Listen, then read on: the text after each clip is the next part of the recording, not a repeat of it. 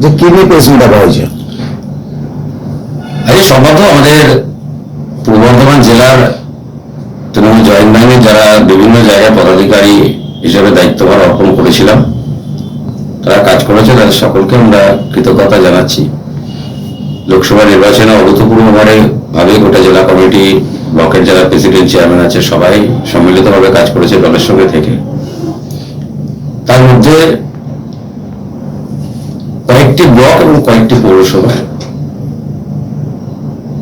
যারা ছিল তাদেরকে আরো বেশি দায়িত্ব দেওয়ার জন্য জেলা স্তরে নিয়ে এসে কিছু পরিবর্তন, পরিমার্জন এবং সংযোজন করা হচ্ছে। এবং এটা আমাদের 2026-এর বিধানসভা নির্বাচনকে সামনে রেখে। আপনারা সবাই জানেন যে তৃণমূল জয়েন্ট বাহিনী একটা রাজনৈতিক তৃণমূল কংগ্রেসের পক্ষ থেকে সামাজিক সংগঠনের মধ্যে জড়িত। আজকে বর্ধমান শহর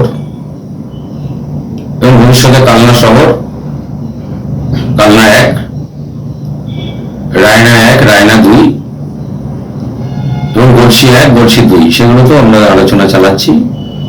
বর্ধমান শহরের এই মুহূর্তে পল্লব দাস, যিনি পূর্বতন ভূতপূর্ব আমাদের সভাপতি ছিলেন, তাকে পুনর্বহাল করা হলো সভাপতি হিসাবে।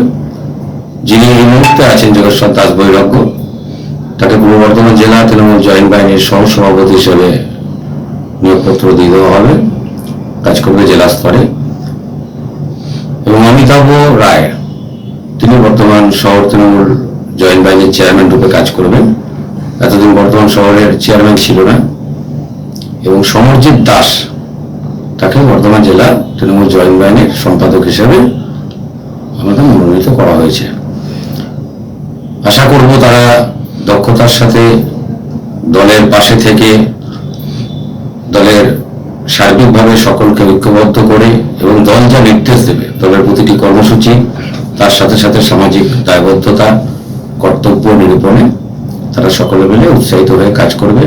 তৃণমূল জয়েন্ট বাহিনী বর্তমান শহরে ভালো কাজ করেছে সবাই মিলে, সেইভাবে আবার পল্লব দাস, অমিতাভ রায়, যোগেশ্বর দাস বৈরাগ্য, সমরজিৎ দাস সহ যারা আছে সবাই ঐক্যবদ্ধভাবে কাজ করবে। যিনি চেয়ারম্যান ছিলেন, সভাপতি ছিলেন, তাকে জেলার সহসভাপতি করে সার্বিকভাবে সমগ্র জেলা জুড়ে যাতে কাজ করতে পারে সেই দায়িত্ব দিয়ে পল্লব দাসকে আবার পুনর্বহাল করা হলো এবং অমিতাভ রায়কে চেয়ারম্যান হিসাবে নিয়োজিত করা হয়েছে। পল্লব দাসকে সরিয়ে দেয়, তার পূর্বেই আবার পল্লব দাসকে বেছে নেওয়া হলো না, পল্লব দাসকে সরিয়ে দেওয়া হয়নি। পল্লব দাসের সে সময় তার পারিবারিক কিছু সমস্যা ছিল, উনি ভালো কাজ করছিলেন এবং নিজেই তিনি বলেছিলেন যে ওনার পারিবারিক কিছু সমস্যা ছিল। ওনার পিতা সেই সময় অসুস্থ ছিলেন, দিনের পর দিন উনি তার পিতাকে নিয়ে ব্যস্ত থাকার জন্য তিনি আমাদেরকে জানিয়েছিলেন এবং তারপর তিনি সরে গিয়েছিলেন।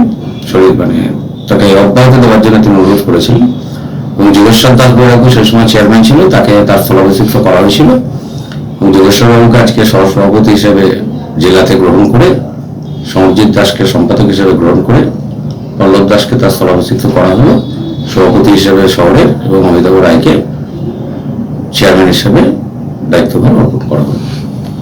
এবং তারা আগামী দিনে সেইভাবে কাজ করবে, সবাইকে নিয়ে কাজ করবে সার্বিকভাবে। দল যাতে সঠিকভাবে সুন্দর থেকে সুন্দরতর ভাবে হতে জয়েন্ট বাহিনীর পক্ষ থেকে সমস্ত রকম সহযোগিতা দলের পাশে থাকবে, আশা এদের কাছে করব। সৌন্দর্য লেডিস বিউটি পার্লার। আর দেরি না করে আজই চলে আসুন। মেয়েদের জন্য সুখবর, এখান থেকে পাচ্ছেন মেয়েদের বিশেষ সাজসজ্জার সকল সামগ্রী এবং বিভিন্ন মেশিনের সাহায্যে সাজসজ্জা করানো হয়। এছাড়া এখানে সমস্ত রকমের হাতের তৈরি হোমমেড প্রোডাক্ট পাবেন। যে কোনো অনুষ্ঠানের জন্য অভিজ্ঞ বিউটিশিয়ান দ্বারা মেয়েদের সাজানো হয়। এখানে যত্ন সহকারে হাতে ধরে পার্লারের কাজও শেখানো হয়। তাই আর দেরি না করে আজই চলে আসুন সৌন্দর্য লেডিস বিউটি পার্লারে। ঠিকানা 71 DN Mitra lane, near CMS school, Bardhaman. যোগাযোগ 9332102027 অথবা 9641700155।